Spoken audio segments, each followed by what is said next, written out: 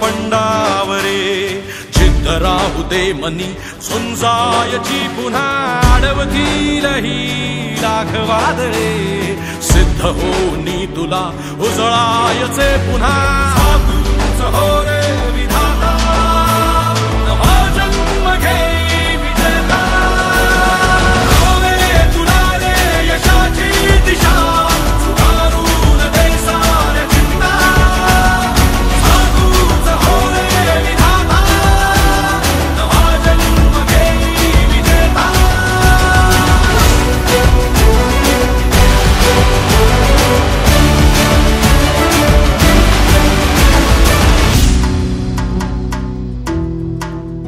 आज आपण सौस्मिता शांताराम अंकुशराव यांचं आपण कौतुक सोहळा करणार आहोत। त्यांनी महाराष्ट्र राज्यस्तरीय योगासन स्पर्धेत सुवर्ण पदक मिळवले। मंडळी सगळ्यांनी टाळ्या वाजवून त्यांचं अभिनंदन करूया आणि सॅटर्डे सिंगिंग ग्रुपच्या वतीने आपण त्यांना एक सन्मान चिन्ह देतो आहोत। हे पदक त्यांना मिळालंय। अंकल ट्रॉफी अभिनंदन करतो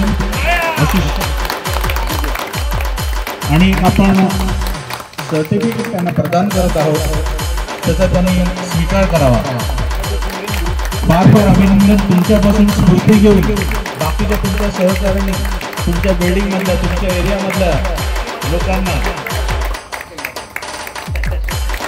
हे एक अजून किशोरनी बनवलेलं फार छान असं त्यांनी मेहनत करून बनवलं। अभिनंदन अभिनंदन अभिनंदन।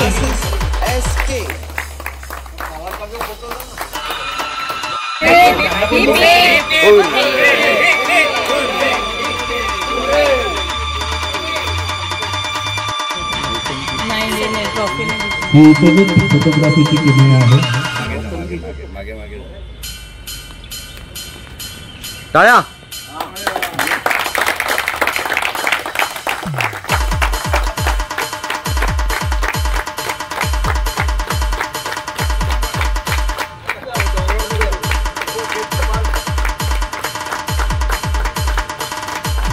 मेरा कैसे आएगा?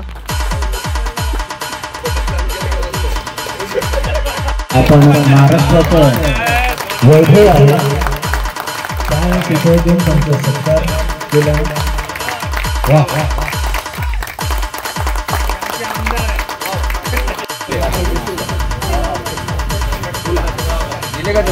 नमस्कार। सिंगिंग सॅटर्डे सिंगिंग ग्रुपचे मी खूप खूप आभारी आहे, कारण मी एक गृहिणी आहे आणि तरी सुद्धा योगामध्ये केलंय, थोडंफार हालचाल केली आहे। ती काय आहे ती तुम्ही मला दाखवून दिलं की मी कुठपर्यंत पोहोचली आहे। बाकी काय मी माझं मी करते तसं योगा करते नेहमी, पण आज थोडं छान वाटतंय, जरा वेगळं वाटतंय, काहीतरी तुम्ही माझ्यासाठी वेगळं केलंय, त्याच्यामुळे मी तुमची खूप खूप आभारी आहे। आणि माझ्या पाठी असेच सदैव राहा आणि असेच प्रेम आणि आशीर्वाद द्या तुमचे, हे मी सांगेन। आणि योगाबद्दल सांगायचं म्हटलं तर माझं जर्नी असं जास्त करून काही नाही, मी सतत आजारी पडायची वगैरे असं होतं, त्याच्यामधूनच मी योगामध्ये आली।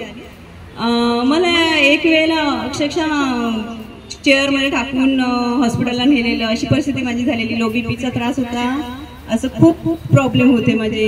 आणि नंतर मग मी हॉस्पिटलला सतत सगळे हॉस्पिटल मला माहिती आहे तिकडे, एवढं ऍडमिट झालेली आहे मी त्या हॉस्पिटलमध्ये। आणि नंतर मग मी योगामध्ये आली, थोडं समजायला वेळ लागला। अगोदर तुम्हाला जसं वाटतं, म्हणजे इथे तुम्हाला नाही, तुम्ही बऱ्यापैकी करता, पण बाकीच्यांना कोणाला वाटतं ना नवीन योगा जॉईन करतात तेव्हा की कंटाळवाना, तशाच टाईपची होती मी।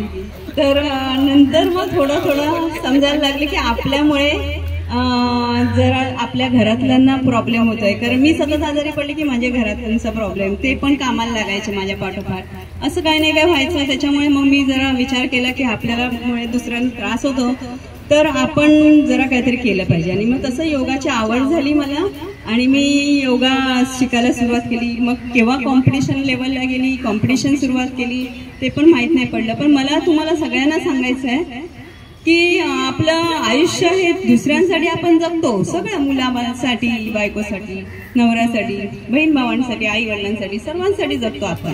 पण आपण स्वतःसाठी पण जगलं पाहिजे. आणि स्वतःसाठी जगणं म्हणजे थोडासा वेळ काढणं.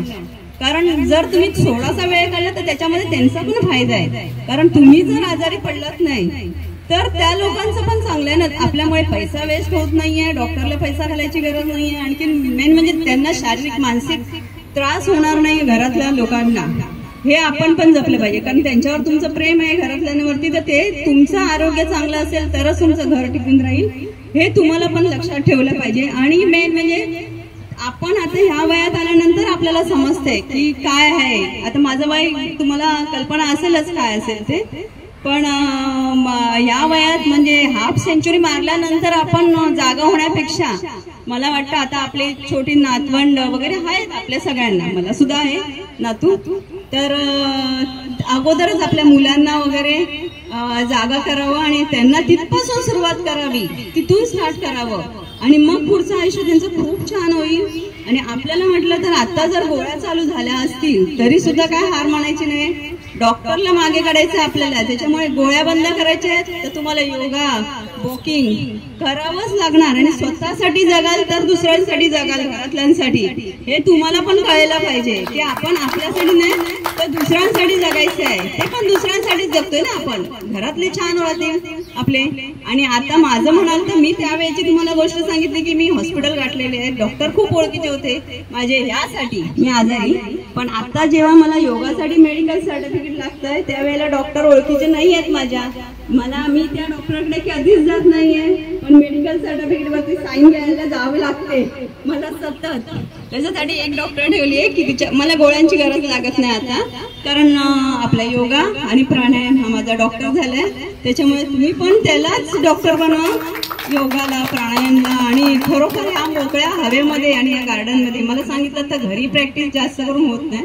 ह्या गार्डनची काय किंमत आहे माहित नाही, मला इथेच यावंसारखं वाटतं. आणि पावसामुळे जरा प्रॉब्लेम व्हायचा तर त्या पावसाचं आमची सोय केलेली आहे. त्याच्यामुळे मग मी इथेच येऊन एक्सरसाइज करत असते. आणि आता ही योगा कॉम्पिटिशन इथपर्यंत जी गेली आहे ती ह्या गार्डनच्या मुळेच गेली आहे. आणि ह्या माझ्या गार्डनच्या फ्रेंड सर्व तुमच्या सपोर्टच्यामुळे मी गेली आहे इथून. कारण का तुम्ही मला नेहमी बघता तिथे करताना एक्सरसाइज, पण मला कोणी डिस्टर्ब करत नाही.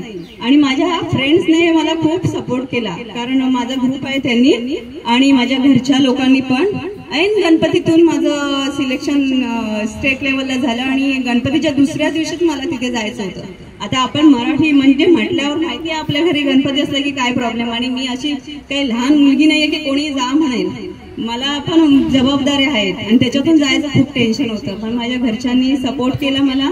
आणि मला गणपतीला फेटा घालायचा होता, परत धोतर नेसवायचं होतं, सजवायचं होतं त्याला आणि नंतर जायचं होतं. कारण मी तिथे गेली असते तर माझं मन नसतं लागलं.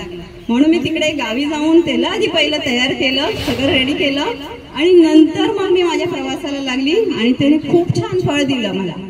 असं मस्त छान वाटतंय ना त्यावेळेला की मला त्याची सर्व आरास करून जायला मिळाली, म्हणून छान वाटतंय. आणि नंतर मी परत तिथून गावी आली, त्याचं विसर्जन केलं आणि नंतर मग आम्ही मुंबईला आलो. असं प्रकारे केलं. आणि मला ह्या गार्डनचं विशेष म्हणजे तुम्ही सगळे वॉक वगैरे करत असता मला पाहता नेहमी, माहिती असेल तुम्हाला मी तर. पण असं काही जास्त करून बोलणं नसेल आपलं, पण तरी सुद्धा तुम्ही जे मी ऐकून आहे ना की बाबा ही छान करते वगैरे, हे तुम्ही माझं निरीक्षण पण करता की मी कशा प्रकारचं एक्सरसाइज करते.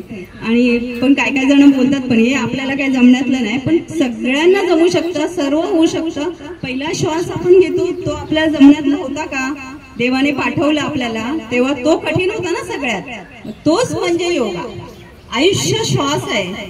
श्वास घेणं आणि सोडणं हा योगा आहे. आणि तेच आपल्याला करायचं आहे. जेव्हा श्वास घेतो तेव्हा आपलं आयुष्य चालू होतं आणि जेव्हा श्वास संपतोय तेव्हा आपलं आयुष्य संपतं. तर ते आयुष्य संपू नये आणि वाढावं त्यासाठी आपण ह्या गार्डन मध्ये येतोय, आपण आपल्यासाठी प्रयत्न करतोय. आणि खूप छान वाटतंय की तुम्ही ह्या वयात पण. आणि गाण्याचं म्हणाल तर खूप छान वाटलं मला तुमची गाणी ऐकून, खूप सुंदर. आणि ह्या वयात एवढे वयस्कर सर्व लोक गाणी म्हणतात ना, खूप सुंदर. आवाज पण सुंदर होता तुमचं, गाण्याचं ट्रॅक पण छान होतं. छान, सर्व छानसं वाटतंय मला. आणि मी खूप आभारी आहे पुन्हा एकदा तुम्हा सगळ्यांची. असंच आशीर्वाद द्या मला. मी नॅशनल लेवलला गेली आहे तर नॅशनल पण जिंकून येण्याची ताकद मला तुमच्याकडून मिळेल तर ती तुमच्याकडून द्या. थँक्यू.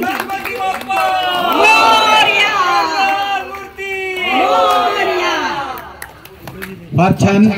सर्टिफिकेट घेण्यासाठी एवढं तरी मिळवलंय आपल्या आयुष्यामध्ये. आपलं आयुष्य जसं मोठं आहे आणि ते कशा प्रकारे जगावं ह्याच्या भाषणातून जर का कोणी स्फूर्ती घेऊन जर का व्यायामाबरोबर योगाची जोड दिली त्याला तर मंडळी जीवन सुखकर होणार. मला ना ऍक्च्युली यांचा धन्यवाद बोलायला लागेल कारण ह्यांनी जर एकदा पाठी उभे होते खंबीरपणे तर हे असं नसतं.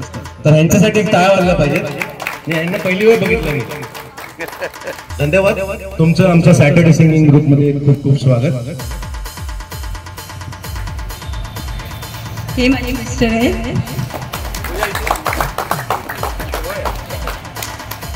हे माझे मिस्टर आहेत. हे माझ्या घरून भयंकर सपोर्ट आहे यांचा त्याच्यामुळे मी आज इथे आहे. आम्ही खूप म्हणजे लहान वयात आमचं लग्न झालंय पण मेहनती भरपूर आहेत. हे यांच्यावरती विश्वास ठेवून लग्न केलं आणि ते सार्थकी लागलं आहे आणि भरपूर सपोर्ट करतात मला. हे कॉम्पिटिशन या वयामध्ये मला कॉम्पिटिशनला जायला देतात म्हणजे हे फारच. आणि गाडी घेऊन वगैरे सगळं पण स्वतःकडे लक्ष देत नाही आहे. ते त्यांच्याकडून समजतंय ऐकत नाही आहे ते माझं की पण हाय तयार आहे. आता ह्या वयात तरी जाग आली आहे आणि ते करतायत. थोडं वय मागे घेण्याचा प्रयत्न चालू आहे. कसरत चालू आहे. असं यांनी पण मनावर घ्यावं असं वाटतंय. स्वीट 16 हा आमचा ग्रुप आहे त्याच्यातर्फे बोलतीये. तर स्मिता ताई त्यांच्या कॉम्पिटिशनची तयारी त्यांनी इथं केली. तुम्ही सगळ्यांनी बघितली. पण त्याच्याबरोबर त्याच्या मोटिवेट करतात तेही बघा की असं मला सगळ्यांना वाटलं की नाही आम्ही पण सगळ्यांनी काहीतरी केलं पाहिजे. आमच्याही ग्रुपला एक दिवस द्या. पण त्या खरंच त्या खूप प्रत्येक माणसाची कपॅसिटी बघून त्याची बॉडी स्ट्रेंथ बघून त्या एक्सरसाइज करायला होता. साधा सूर्यनमस्कार असेल तर तोही त्या स्टेप बाय स्टेप घेतात आणि मग तो पूर्णत्वाला जातो आणि त्याला कळतं की अरे आतापर्यंत आपण जो सूर्यनमस्कार केला तो तर आपण खूप चुकीचा करत होतो. आता जो करतोय ते खूप चांगला करतोय. त्या छोट्या छोट्या मुलांना ट्रेनिंग करतात.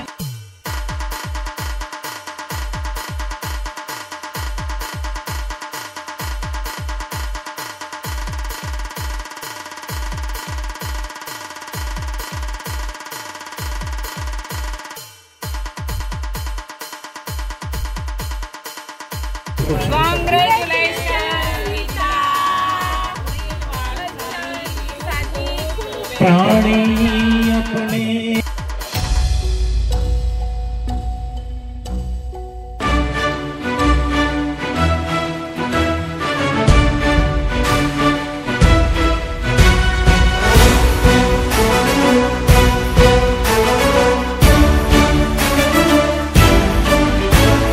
हार जीत ही लपंडावरे जिद्द राहू दे मनी झुंजायची पुन्हा अडवतील ही लाख वादळे सिद्ध होनी तुला उजळायचे पुन्हा साधूच हो रे विधाता नवा जन्म घे विजेता होवे तुला रे यशाची दिशा सुधारून दे साऱ्या चिंता साधूच हो रे विधाता नवा जन्म घे विजेता